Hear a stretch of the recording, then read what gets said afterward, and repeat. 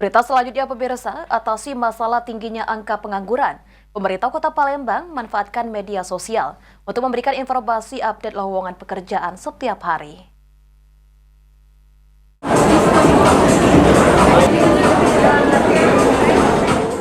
Berdasarkan data Dinas Ketenagakerjaan Kota Palembang, angka pengangguran di Palembang menurun sekitar 0,56% dari tahun sebelumnya, atau angka pengangguran terbuka hingga Februari 2024 mencapai 3,97% dari 4,6 juta angkatan kerja.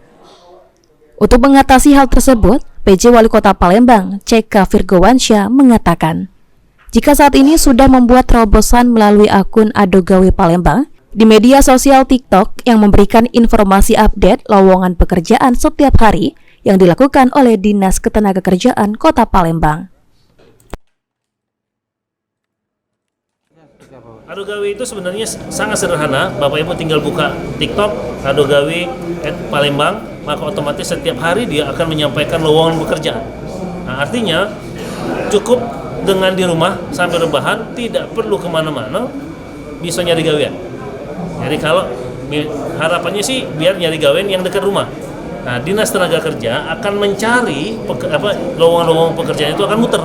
Jadi lowongan pekerjaan akan disampaikan di TikTok. Ditambahkan PJ Wali Kota Palembang, sejauh ini akun media sosial yang sudah diikuti oleh sekitar 9.000 pengikut tersebut diutamakan untuk memberikan pekerjaan bagi warga Palembang terlebih dahulu. Sandi Pratama, PAL TV.